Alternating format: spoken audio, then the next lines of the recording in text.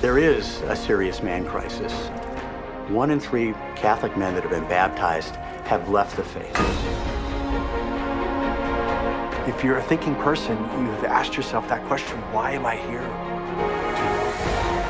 Not only does God have a plan for your life, so does Satan.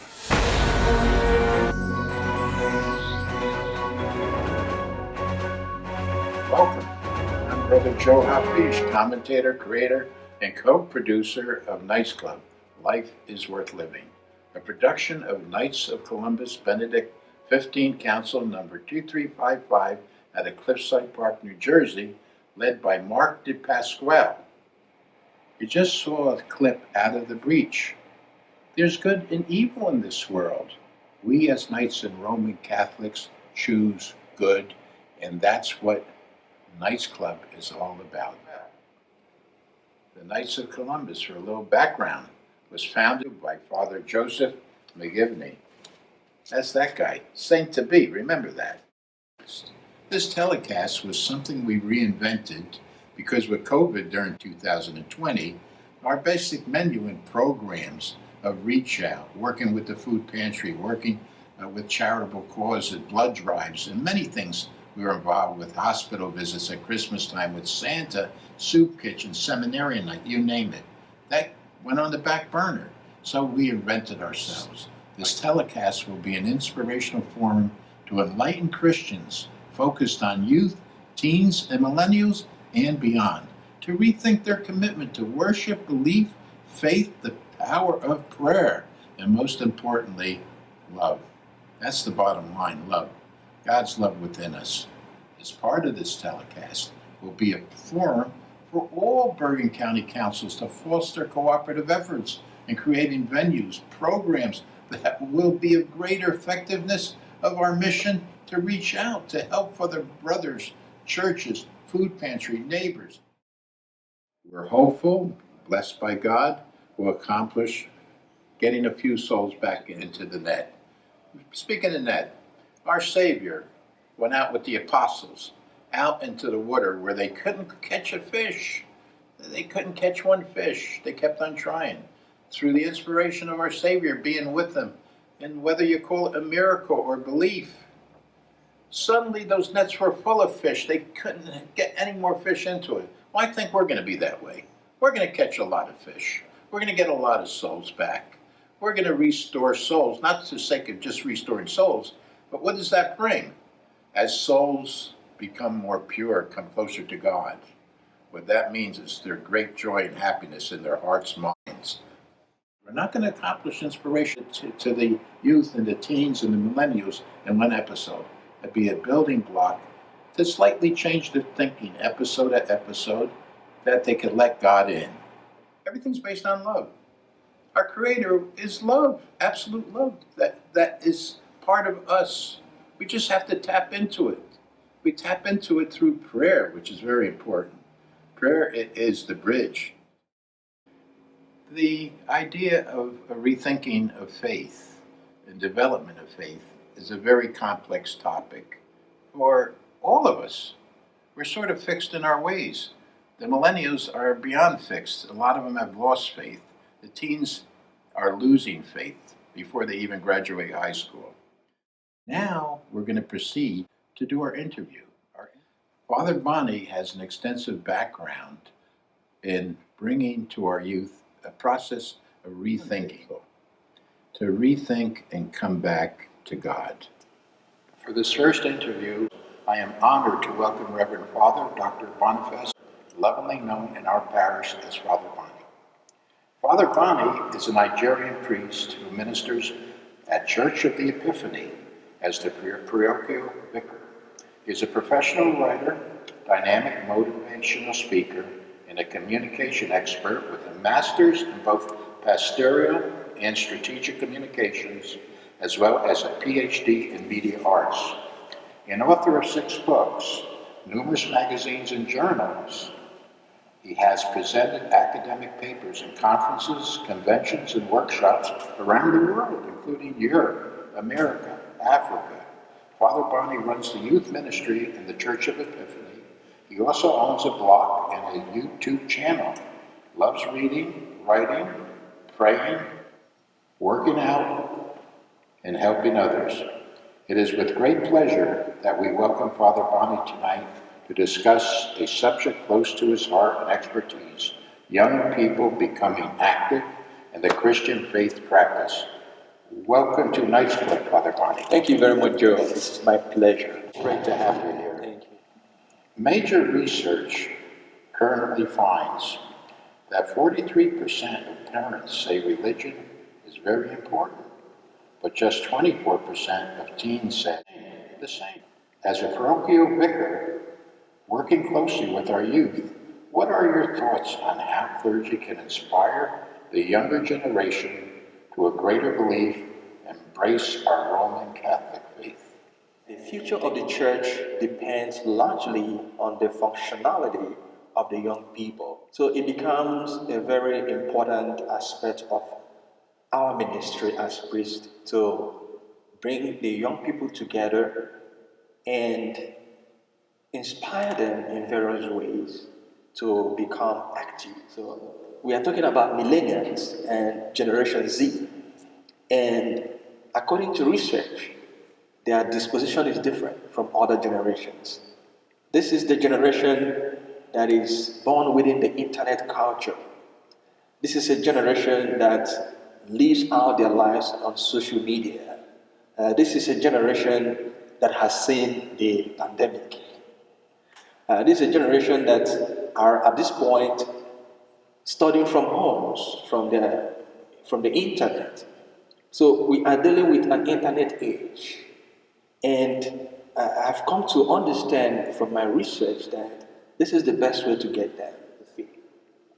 So it's not enough asking them to come to the church. This is an age that you find people asking why. Why should I go to church on Sunday? Why should I receive that bread? Why should I go for confession? You may not have asked those questions when you were growing up. You just followed the trend. So it is a very important, just to go back to your question, youth ministry is very important in the parish of today, in the pastoral ministry of the priest. But then it has to be done strategically to get them to come to the church. You mentioned resonate with the younger generation. Resonate, in my mind, deals with some sort of rethinking of where their focus is to where it should be. Can you sort of give us a brief understanding of where you have to take them from where they are to where they have to go to start developing a greater belief, a greater faith, a greater potential attendance of masses and communion?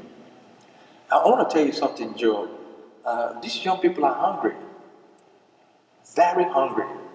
But when someone is hungry, very hungry, the individual will tend to eat whatever he or she sees. These young people are very hungry, but we're not giving them enough. Or we're not even giving them anything to eat. Sometimes we begin to blame them, but we should blame ourselves. How much are we bringing them to understand the church? And then we can do that by studying them to understand the things they hold sacred, in quote. Like I mentioned, they are a generation that is so much dependent on internet. They depend so much on social media. They depend so much on instant messaging. This is what for them makes life go round, not just coming to the church. And how have we helped them? When today in schools, most activities are left on Sundays. You see kids going for their softball on Sundays, basketball on Sundays. In the parish here, I discovered when we are having the confirmation classes, I have a series of excuses from folks who said, Father, I wouldn't come for the confirmation class because I have to go for my practice. I'm playing for my school. I'm playing for my class. And all these things are left on Sundays. So how would they come to church? So we have to find a way to break into the clutter, the activities that the society is trying to put in their heads to If we want to bring them to where we are, they may not come. So we meet them where they are. I happen to agree with that. You can't force children to do your way of thinking unless there's a progressive way of thinking that they could tag on to, and it could be developed over time. There's no quick answers. That's all I'm saying. Yeah. Continuing on, I understand you own a blog and a YouTube channel, and that during COVID you have been teaching religious classes via Zoom. What a blessing for our parishioners that you are so media savvy.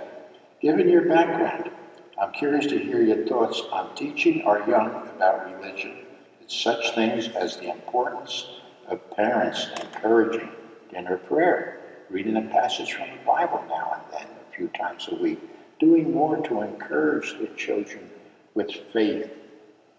Yeah, Joe, it seems you're just reading my thoughts. Yeah, because we just are designing some program for the youth, which will be mostly online. And these are the things we are thinking about, how to get them understand the scriptures. And you find out that most of them don't even understand. I was with a confirmation class. I was trying to tell them a story about Adam and Eve. And these are the common stories we learned as kids. But most of them were missing the point. They don't even understand. They know much about Game of Thrones.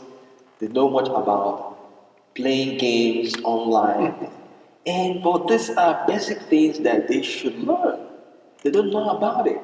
So it will help us a lot to reach out to them. But we have to do that in a way that it will also appeal to them. Animated stories about the Bible, which we are trying to use now, about Cain and Abel, put in animation. Children like to watch cartoons and animated movies. So that will help them to begin the process of learning, bring in more of visuals. Though my channel is an inspirational channel, kids could watch, adults could watch. But these are stories in the Bible, but I try to put animation into them and then make them short and very appealing. And what you just said goes to the heart, again, of the youth, the younger generation, rethinking God, rethinking love in our lives. God is love. It's within our heart to embrace it. And that has to be brought out in a way over time that they could feel it. They could be part of it.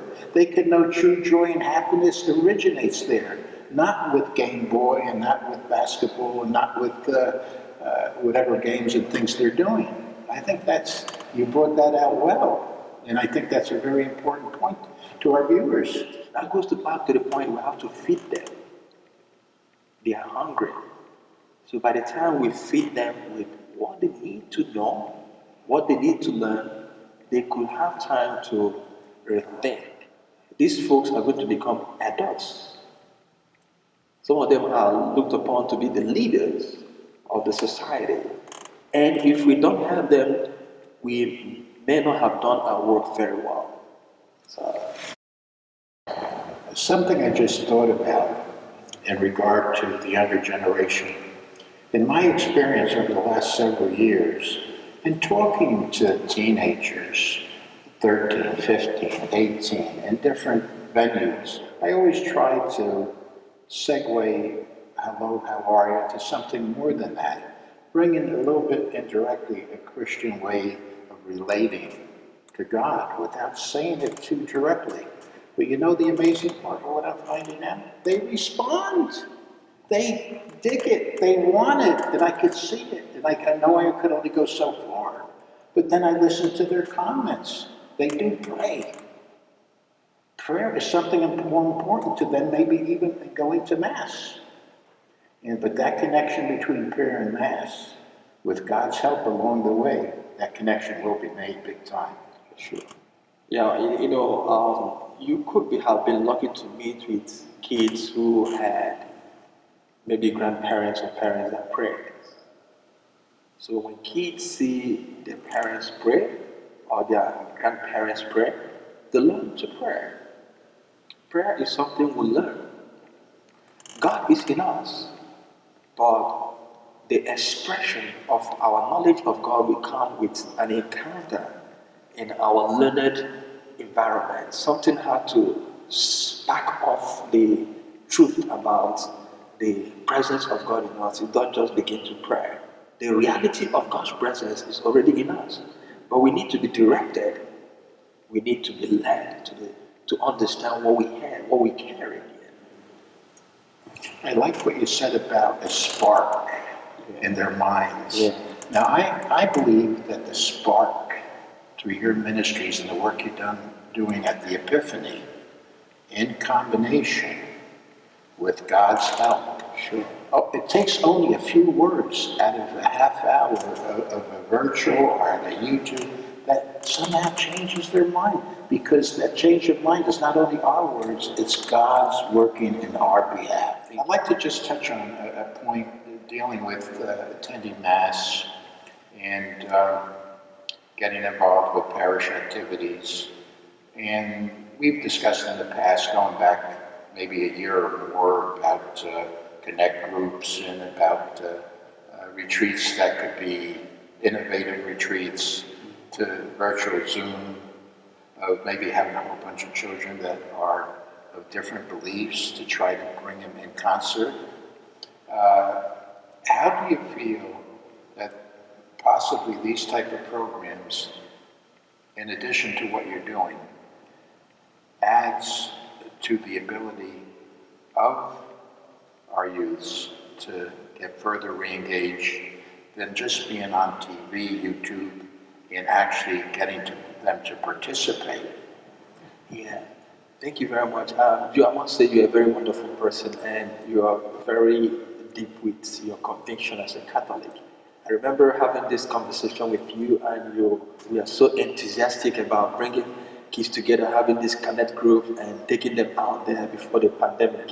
The pandemic, I know, changed the dynamics of a lot of things, but thank God we still have a way out doing this. And I want to tell you a little story. Growing up and being in the seminary, during the summer holidays, we are asked to go to parishes in my country. We stay in the parishes and we work with the people, especially we work the priests, and then we are sent to live with the people, work with them in their social environment. So I came to a place that was rural, and all the young people go to the farm to work, and after they work in the farm, they go to the stream to swim.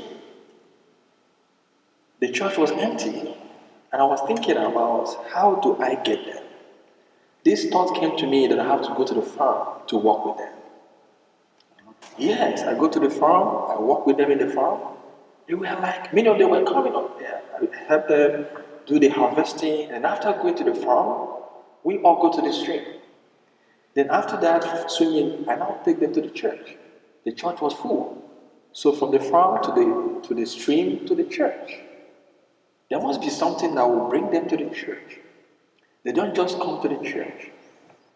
So we are looking at, how do we do this? One of the ways to get people to do things is when they find one of them doing it, it becomes like, I can connect with this leader. Put them in groups. And with that group dynamics, they'll be able to come together. So we're getting there, but it will take time and commitment for us to get there. Well, always good news resonates from a child within a group or a youngster to others if they're embracing more. They will follow that embracement. Yeah, it's a bridge. It's a great bridge. I'm glad you brought that out. Very important. The one thing that's sort of present in my mind for a long time, and as I listen to your answers, and I'm very encouraged on everything you're doing to help the youth to reaffirm their belief and faith in church and God. And I say to myself, well, there are many parishes throughout just Bergen County, Sacred Heart, Fatima, Madonna, and others out there that is there any type of concerted effort to get a cooperative programs going that will all be on the same page so you can have a greater effectiveness and a reach out? From the Archdiocese, there is a youth coordination from the Archdiocese. I think the last meeting I attended before the pandemic, we're thinking of having a youth program that will involve the deaneries, the parishes under the deanery. I'm familiar. Yes. So things that will bring them together and so that we can have a common understanding on how to coordinate the youth. But I think in the interim, parishes should do what they could at this point in time to bring out their own programs so that when things get better, we can connect. We had a plan of visiting parishes, do some kind of exchange program. Exchange. Yeah, so that kind of interaction would also encourage participation and attendance, especially to church activities and other things. I think you have the right idea, and that takes time given COVID, that there has to be proactive involvement. Sure. The proactive involvement is not just here at the Epiphany, not just at the Sacred Heart, not within the other churches that comprise our relationships here that we work with. The idea is great, the implementation will take time, but as long as the idea has some sort of plan connected to it, that will evolve over time, because when you're ready, that plan's ready to go. Yeah, sure. And I also want to show you that we have a new bishop in our county, Bishop Michael Saporito. He is young compared to other bishops and very vibrant.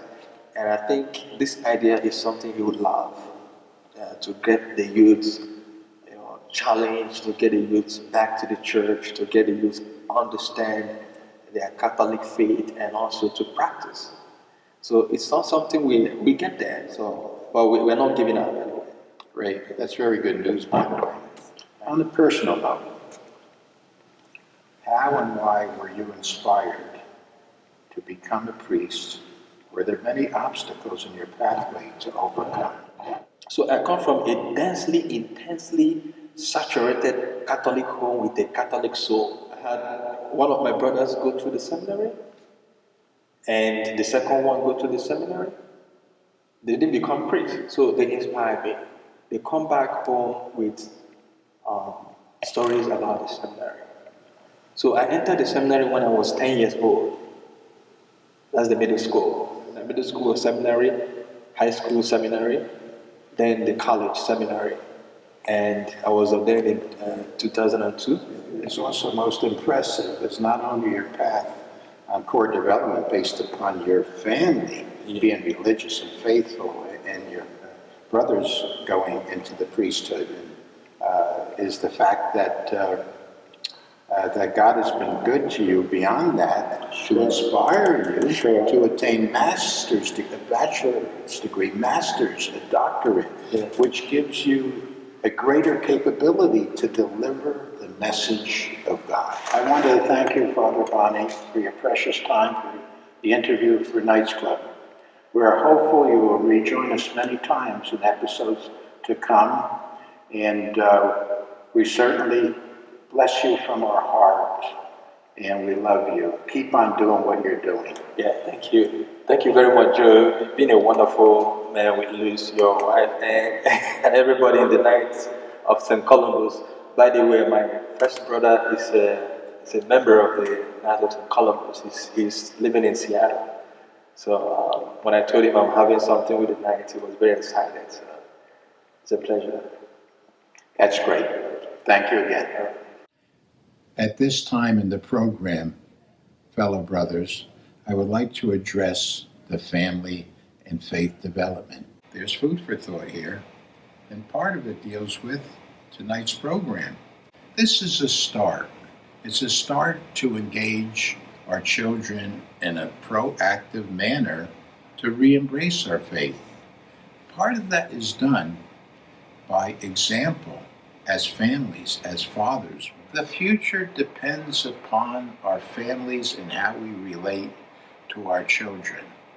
If we can show them by example and we could get them more involved, and this is what our future episodes will be about, how to get involved, we can ensure our children's future to the extent we can. Just a few suggestions.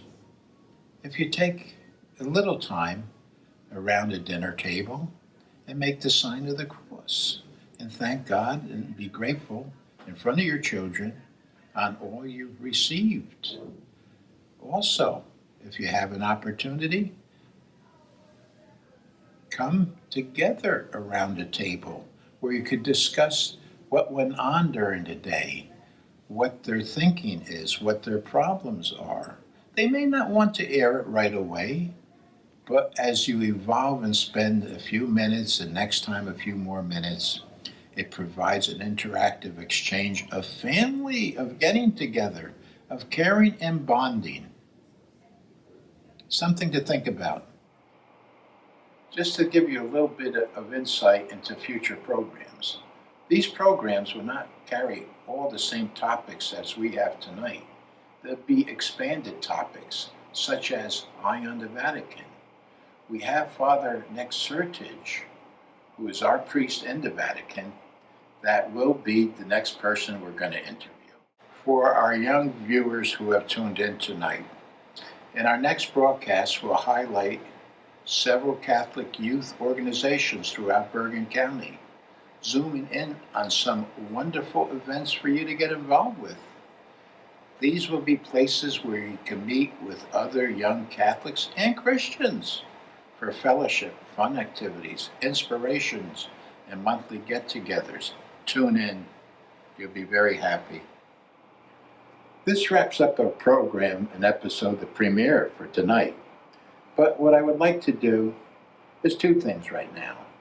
First of all is thank our viewers and our fellow knights out there. Spread the word. We're going to be marketing it and advertising it, but help out. It's God's will. That's what we believe. Now we're going to do a short blessing and have after that a moment of silent reflection with God's handiwork of nature's creation, which I believe you have found enjoyable and bring you peace of mind, soul, and spirit after I give you the blessing. Blessed Mother of Guadalupe, pray for and bless us. Father Michael McGivney, pray for us and bless us. Good night, all. God love you.